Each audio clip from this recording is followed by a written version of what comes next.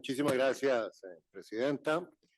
Vamos a ver si ponemos la presentación en la pantalla, pero mientras aparece, les voy adelantando que... No, ahí está, ya. Y aquí ya pasamos. Bueno, que tiene en realidad 5 capítulos en la presentación, lo hemos resumido y comprimido en 4. Primero, una sección sobre choques globales en cascada, en un poco la situación actual de América Latina y del mundo y los impactos en la región. Una sección o capítulo muy importante de avances institucionales en los medios de implementación. Como van a ver, realmente esta es una de las áreas para celebrar de todo lo que el ejercicio de pensamiento de mediano y largo plazo ha generado en la región, toda una institucionalidad. Luego, la medición del avance, el reporte sobre las últimas estadísticas con los indicadores que hemos logrado, que se han logrado en el proceso, pues recopilar y medir. Ahí hay una tarea todavía, por supuesto, importante hacia adelante, pero se ha avanzado bastante.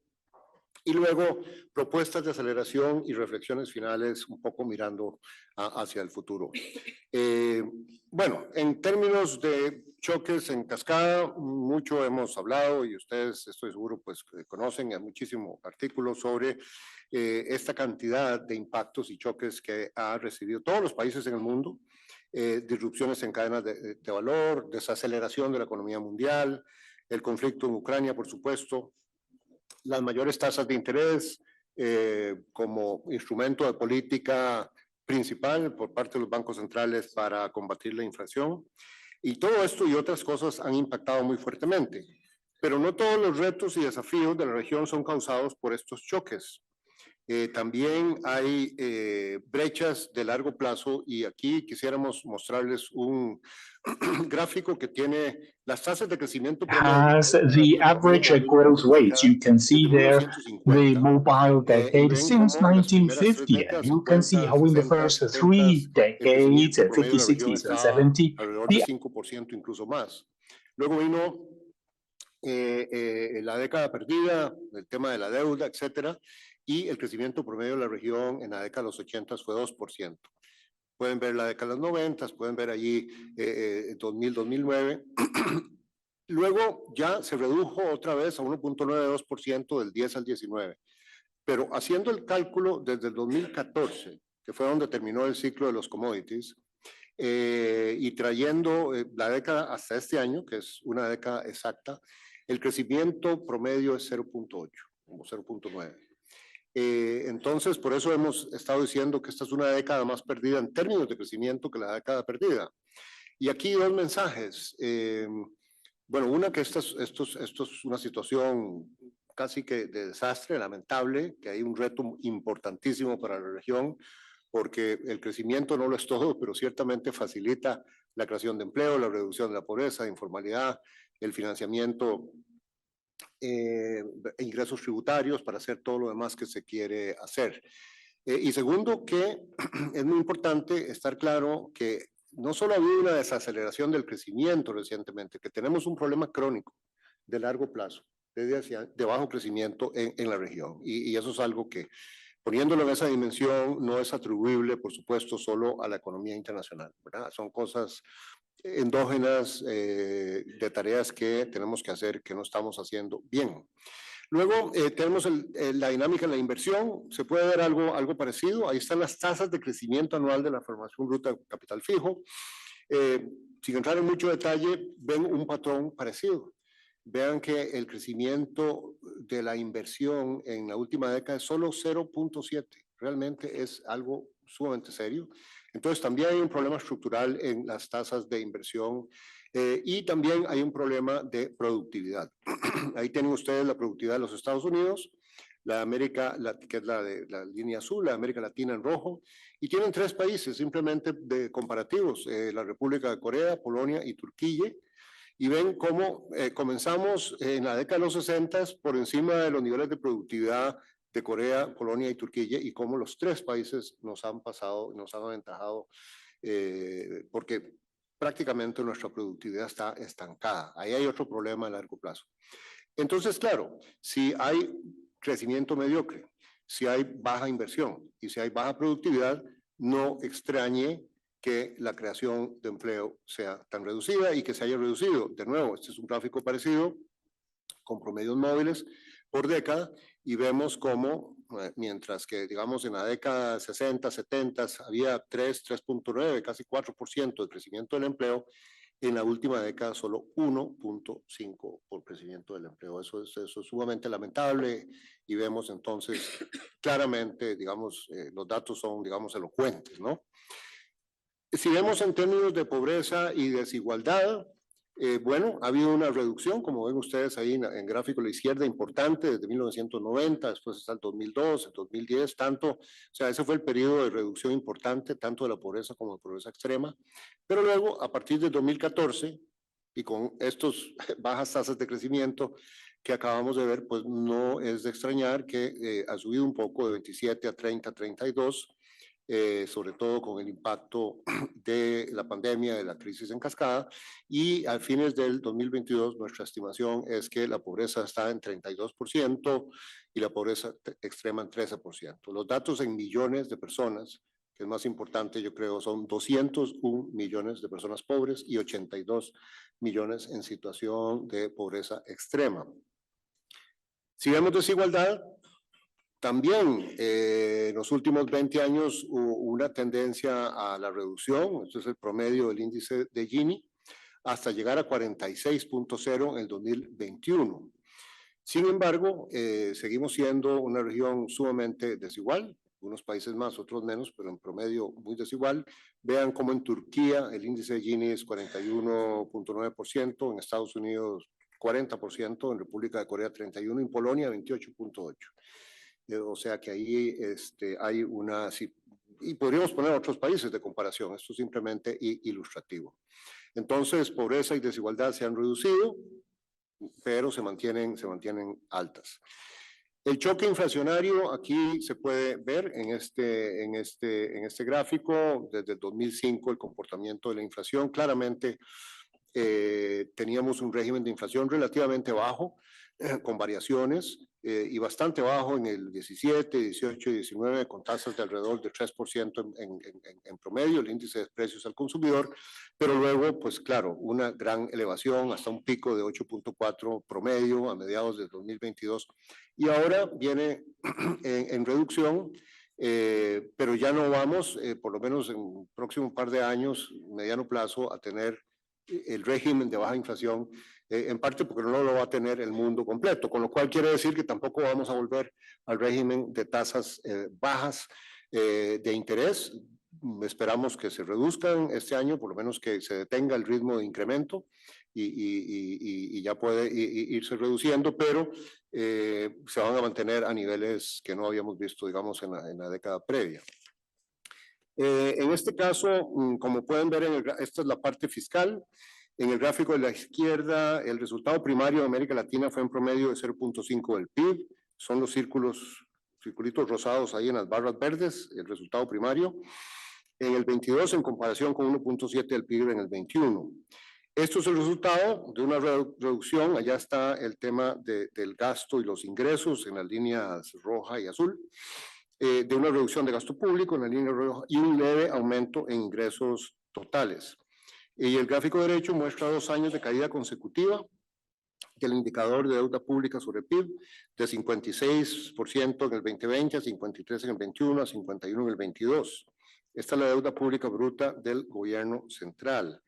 Esto se explica principalmente por la recuperación de la actividad económica, pero el hecho es que los niveles se mantienen altos y mucho más altos que los niveles de los últimos 20 años, ¿no? Esa es la realidad y podemos ver esa misma realidad aquí en el caso del Caribe, en donde el resultado primario fue en promedio 0.2 del PIB, en comparación con 0.8 en el 21 y casi menos 4 en el 2020, que es el gráfico izquierdo. Ahí, de nuevo, gracias a una reducción del gasto público y un aumento de los ingresos. Pero claro, cuando uno dice gracias a la reducción del gasto público, ¿verdad? Eso tiene implicaciones. Es decir, el hecho es que con esos niveles de deuda, con el corto espacio fiscal, pues como sabemos, el acto de equilibrio que tienen que hacer los gobiernos es muy complejo, porque por un lado, controlar, digamos, la magnitud del déficit fiscal, por otro, todas las necesidades, incluyendo inversiones en los ODS. Y la deuda pública del gobierno central en relación con el PIB es mucho mayor, en promedio para el Caribe, como ven ahí, que para América Latina, casi 30 puntos porcentuales más que el promedio de América Latina. Aquí estamos hablando de niveles de 85, se redujo a 77, y por lo tanto realmente la situación de endeudamiento del Caribe es tan delicada y la conversación es tan importante como por ejemplo lo tiene la propuesta de Barbados, ¿verdad? De la iniciativa de Bridgetown, etcétera, etcétera. Bien, entonces en cuanto a la sección 2, se refiere, como dije, a avances institucionales. Aquí hay avances y progresos, se han creado importantes capacidades institucionales. 15 países de la región han establecido mecanismos de coordinación ad hoc para dar seguimiento a la implementación de la Agenda 2030. Los 18 países restantes, mayormente en el Caribe, han designado una institución pública adscrita a la presidencia o un ministerio o otra dependencia pública como responsable. Los mecanismos de coordinación han permitido llevar adelante acciones colaborativas, multisectoriales, para abordar los problemas del desarrollo y de los ODS de manera bastante integral. En cuanto al tema del seguimiento, esa responsabilidad y la presentación de informes en los indicadores de ODS reside en los respectivos ministerios sectoriales y las oficinas de estadística. El reto, por supuesto, es ampliar y fortalecer la participación efectiva de los actores sociales en esa discusión y también mejorar indicadores. En realidad, ahí hay detalles metodológicos en el informe que pues reflejan que todavía hay mucho avance, pero también hay mucho trabajo por hacer. Los exámenes nacionales voluntarios identifican retos y soluciones para la implementación y seguimiento de la agenda y favorecen el diálogo. Hasta inicios del 2023, 31 de los 33 países de la región han presentado exámenes voluntarios. Eso es realmente excelente ante el Foro Político de Alto Nivel sobre Desarrollo Sostenible. Luego está la comunidad de prácticas sobre exámenes nacionales voluntarios, que se estableció en el 19 y se ha convertido en una plataforma muy útil y bien reconocida para el aprendizaje entre pares y la colaboración y el intercambio de experiencias. Y en algunos países también, muy importante, se ha priorizado la alineación de la Agenda 2030 con los planes nacionales de desarrollo, otros planes, digamos, sectoriales. Y esto también es un desarrollo excelente porque es parte del ownership y ya que forme parte de estrategias nacionales claves. En este gráfico se ve básicamente que la gobernanza de los ODS es diversa, se ajusta a las instituciones de cada país, se ha ido adaptando a las necesidades. Hay dos categorías ahí. Lo que está en azul son los países que tienen mecanismos ad hoc y los que está en anaranjado o amarillo son en los que la presidencia o un ministerio o dependencia es el responsable. La territorialización de la Agenda 2030 es también una dimensión interesante de progreso. Ahí ese gráfico en realidad lo que presenta son las desigualdades socioeconómicas en los territorios, en una cantidad de países de la región, ilustrativo, pero también de fuera de la región. Esas desigualdades son muy elevadas en los países que ustedes ven ahí a la izquierda, Panamá, Ecuador, la Argentina y Colombia, donde se registran disparidades medias que representan 40% más del PIB. Es parte de las realidades de la heterogeneidad estructural, como la llama la CEPAL, de nuestros países.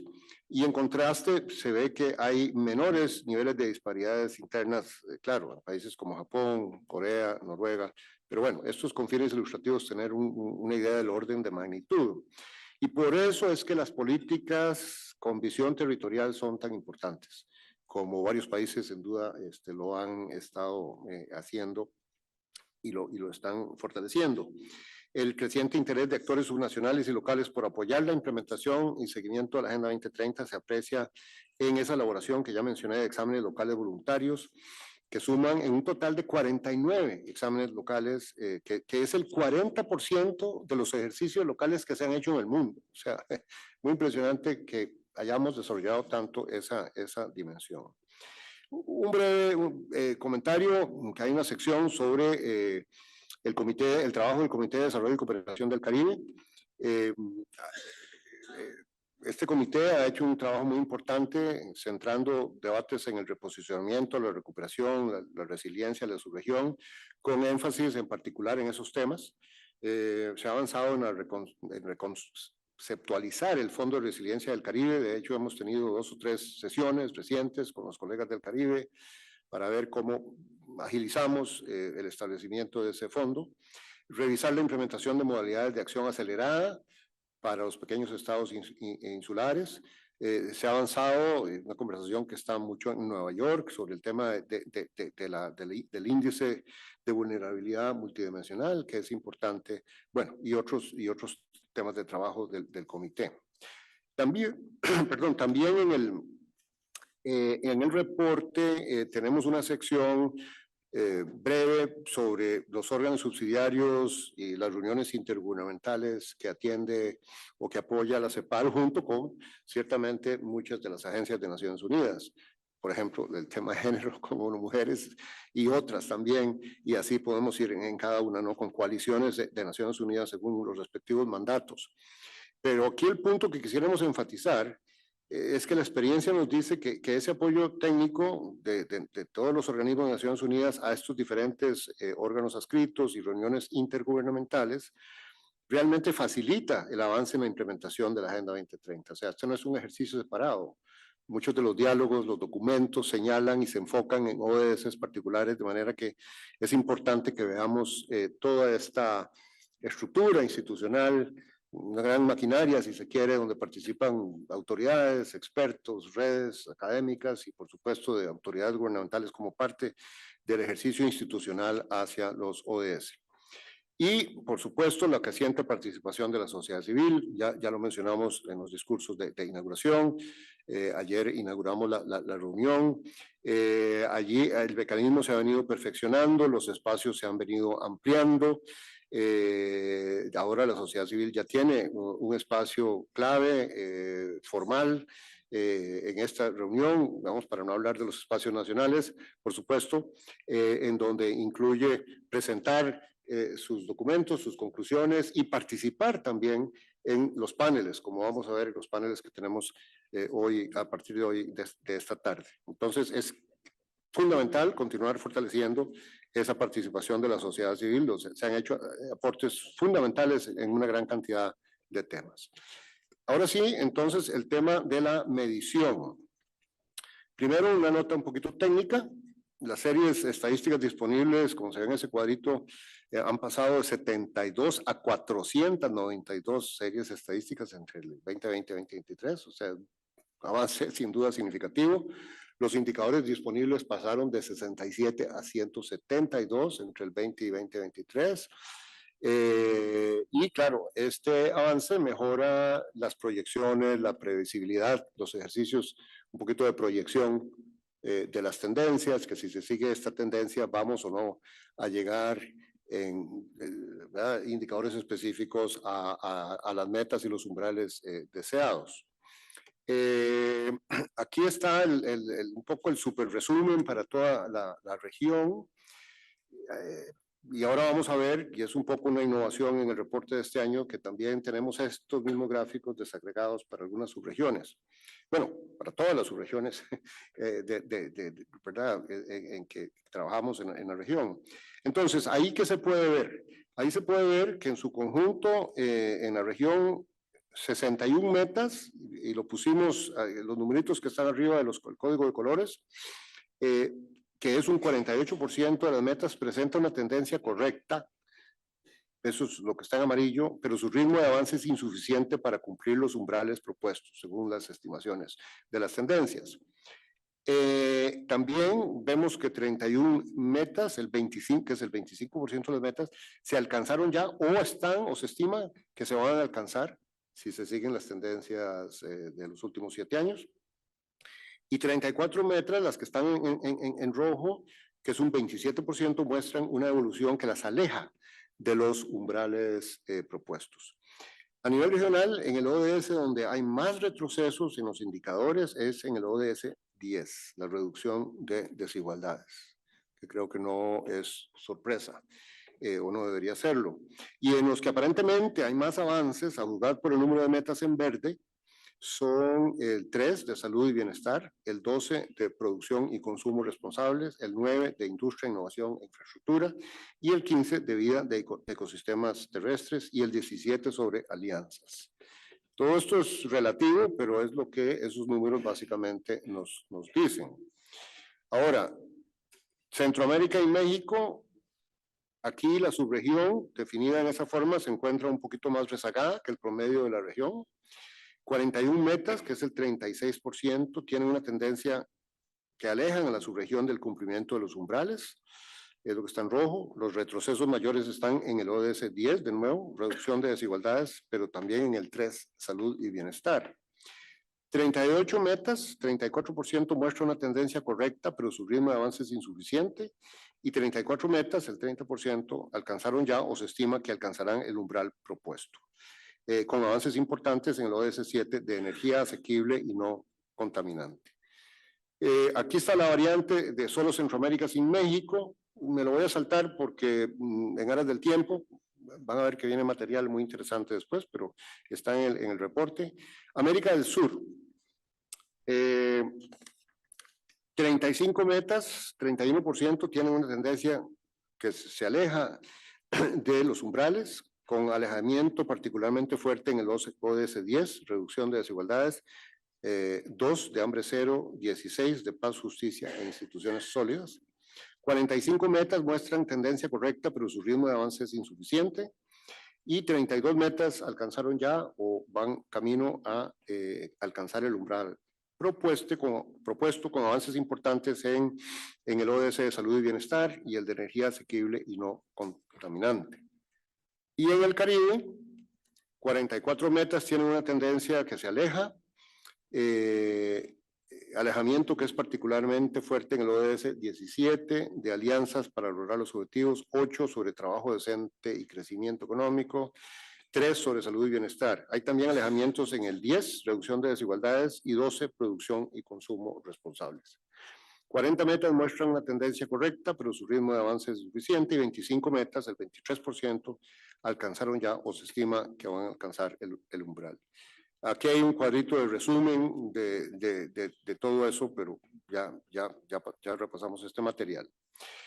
Ahora viene una parte muy interesante del reporte, que es, por supuesto, los objetivos específicos sobre los que esta reunión está profundizando, y va a haber un panel sobre cada uno de ellos, pero muy en breve. El ODS 6 propone garantizar acceso al agua y al saneamiento, y como se aprecia en este diagrama, del objetivo es necesario mayor inversión para asegurar que las metas se logren. Los avances hacia el cumplimiento del acceso a este servicio básico de agua potable, que es la meta 6.1, y a servicios de saneamiento e higiene, que es la meta 6.2, ahí están los números, así con la mejora de la calidad del agua, que es la 6.3, son significativos, pero aún insuficientes. Aún existen millones de personas sin acceso. De hecho, los datos son 161 millones de personas sin agua y 431 millones de personas sin saneamiento.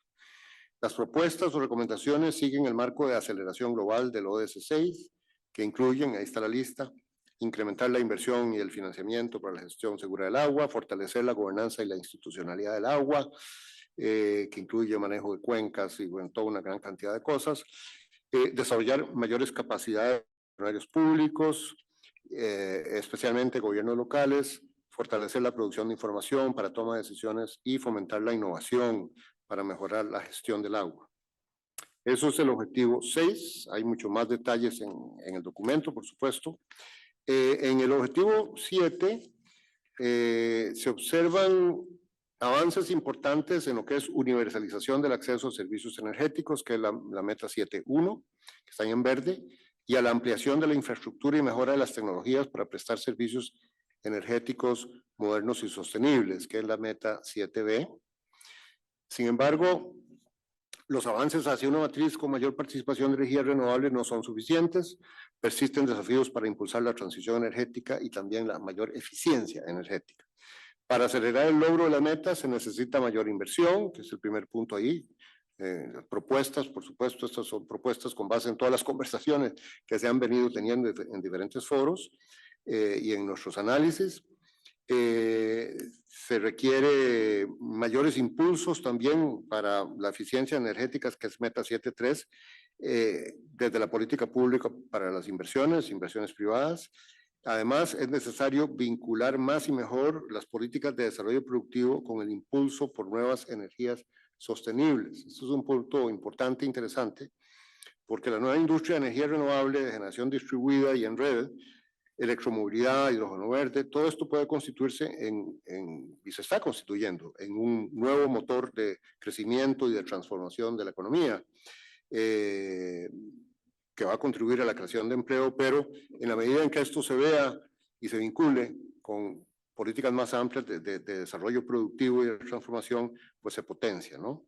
Entonces, a la vez, todo esto requiere mayor cooperación internacional para facilitar el acceso a la investigación y a la tecnología en materia de energía limpia y fuentes renovables, y esa es precisamente la meta 7A, que está en rojo, donde se registra incluso un retroceso que debe revertirse. Pues esta es una meta habilitante muy importante. Por eso estamos haciendo mucho énfasis de la CEPAL en el documento que presentamos, por ejemplo, a la Cumbre Iberoamericana, y también el que estamos elaborando para presentar en la Cumbre Unión Europea CELAC de julio. Bueno, no solo en este tema, pero en varios de estos temas, ¿verdad? Para digamos, que se vea claramente en esos foros de diálogo, donde va a haber sector privado, donde va a haber discusión de temas económicos también, no solo, digamos, la agenda del diálogo político, estas realidades y la importancia, pues, de aumentar la colaboración internacional en todas estas áreas. El objetivo 9 muestra avances significativos, a menos a juzgar por los indicadores que se tienen. 4 de las 7 metas para las que se dispone información se han cumplido o se cumplirán en el 2030. Esto incluye modernización de la infraestructura, reconversión de industrias para que sean sostenibles. Eso se mide por la reducción de emisiones por unidad de valor. Y algunas de estas cosas, para realmente entenderlas bien, hay que llegar a ver cómo es que se está midiendo, ¿no? Porque ahí puede haber algunas cosas, detalles importantes. Un mayor apoyo financiero también, tecnológico y técnico, medido por el apoyo internacional oficial destinado a la infraestructura, que es la meta 9A. Apoyar el desarrollo tecnológico, medido a través de la proporción del valor añadido por la industria de tecnología mediana y alta en el valor añadido total, que es la meta 9B. Y aumentar el acceso a las TICs y al Internet, medido por la proporción de población con cobertura de red móvil. Ahí es donde uno ve, ¿verdad? Porque uno dice, bueno, qué bien, cobertura de red móvil, pero como sabemos, para sacar provecho del Internet se requiere conectividad de banda ancha, laptops, computadoras, un teléfono móvil no es suficiente para muchas de las aplicaciones. Entonces, eso hay que ponerlo en perspectiva. En cuanto a la meta de aumentar la investigación científica y mejorar la capacidad tecnológica de los sectores industriales, si bien se ha incrementado moderadamente el gasto de investigación y desarrollo en relación al PIB, el ritmo está muy lejos de ser suficiente para alcanzar la meta 9.5. Los gastos en investigación y desarrollo en América Latina y el Caribe rondan el 0.6% del PIB, muy lejos del 3.4% de Estados Unidos o del 4.8% de la República de Corea. El mayor reto lo encuentra la región en la contribución de la industrialización al empleo y al crecimiento de la productividad, que es la meta 9.11. Dada la desindustrialización temprana de la región, y ahí hay toda una discusión, un debate, sin embargo, es necesario que comencemos a pensar en términos de las políticas de desarrollo productivo en el peso relativo de otros sectores, por ejemplo, el sector de servicios modernos, habilitados por Internet, que tiene un peso creciente y en donde está ocurriendo pues toda una revolución y una explosión de comercio electrónico, etcétera, y también en los modernos y sofisticados sectores primarios. O sea, aquí un poco el llamado es, bien, este objetivo es promover la industrialización inclusiva, pero es importante en las nuevas condiciones del mundo de ver industria más, ahora industria 4.0 es en agricultura, industria 4.0 es también en servicios. Objetivo 11, en la región 8 de cada 10 personas viven en ciudades. Somos la región más urbanizada del mundo. Lamentablemente la información disponible en relación con el ODS 11 es escasa Los progresos que se registran en términos agregados para la región son insuficientes. Las 3 metas para las cuales se dispone de datos muestran tendencias correctas, pero sus avances son demasiado lentos para alcanzar los umbrales definidos en 2030, como se ve ahí en esa dispositiva. La población que vive en asentamientos precarios ha disminuido en términos relativos, que es la meta 11.1, pero este avance se ha estancado y el escenario futuro es preocupante. Factores como el aumento de los costos de construcción, el menor acceso al crédito, las dificultades del crédito de largo plazo, la pérdida de espacio presupuestario, todo esto conspira contra el acceso a la vivienda por parte de los hogares de menores ingresos. El acceso a un servicio de movilidad pública sostenible y de calidad, que es la meta 11.2, constituye uno de los grandes retos de la región. Se observa que las pérdidas de tiempo y sus repercusiones negativas en la calidad de vida y la productividad inciden de manera desproporcionada en los hogares de menores ingresos y también son una fuente de baja productividad para la región. También es importante incrementar los esfuerzos para reducir las pérdidas económicas y humanas vinculadas con los desastres, que es la meta 11.5. La calidad del aire en las ciudades, meta 11.6, ha mejorado, sin embargo el avance es insuficiente para que se alcancen niveles adecuados de calidad del aire, según lo que indica la OMS. Y finalmente, el objetivo 17, es importante que haya mayores esfuerzos, realmente muy importante. En esto de alianzas, pues se ha avanzado, se ha hecho muchísimo, pero se requieren muchísimo más recursos. Aquí entra también todo el tema de la arquitectura financiera internacional, en que, como sabemos, el secretario general, Amina Mohamed, y muchas instituciones están trabajando, nosotros mismos. Se requiere fortalecer las capacidades del Estado, tanto en materia fiscal como de planificación del gasto. En este contexto de recursos públicos limitados, es necesario adoptar una visión estratégica también del gasto público que favorezca las inversiones con los mayores rendimientos económicos, sociales y ambientales. Con respecto a las metas 17.2 y 17.3, movilización del financiamiento adicional, esto es insuficiente, es parte de la conversación. El tema de las recapitalizaciones de los bancos regionales de desarrollo es un reto, etcétera. Bueno, lo dejo ahí, hay bastante detalle sobre ese tema. Y ya para ir concluyendo, sobre esta mirada hacia el futuro, primero, volver a recordar que claramente estamos con las secuelas de la pandemia y la cascada de crisis y que todo esto obliga, invita y convoca a redoblar esfuerzos, ¿no? Y además se han sumado otros desafíos, realmente crisis y choques pues inesperados.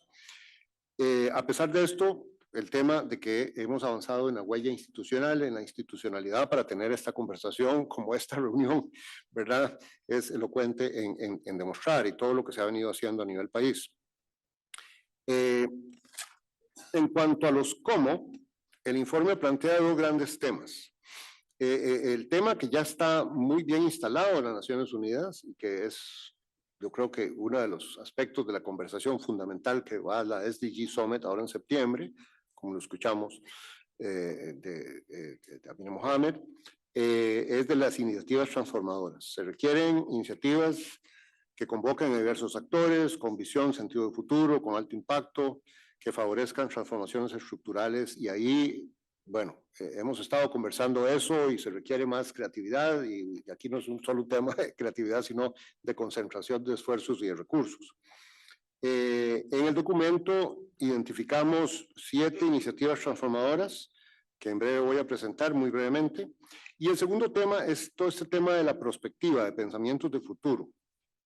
Nuestra agenda común del secretario general invoca a incorporar una perspectiva de largo plazo en todos los análisis y reflexiones en política pública a nivel nacional y en las Naciones Unidas y a nivel global. Se alienta a los estados a fortalecer acciones y políticas innovadoras, persistentes y perdurables que viabilicen la transformación de las estructuras. Y en el informe elaboramos con cierta extensión sobre la gran importancia de este tema en América Latina, donde, digamos, una de las debilidades, hablando de fortalezas y debilidades institucionales, es la falta de espacios de diálogo para estos ejercicios de prospectiva, que además contribuyen mucho a poder desarrollar consensos al involucrar a sectores diversos. Entonces, las 7 iniciativas transformadoras que presentamos son esas que están allí: bioeconomía, turismo sostenible, transformación digital, integración económica regional, sociedad del cuidado, igualdad de género, transición energética, industrias relacionadas, exportación de servicios modernos habilitados por Internet. Yo iba a dar una breve explicación de cada una de ellas, pero creo que no lo voy a hacer.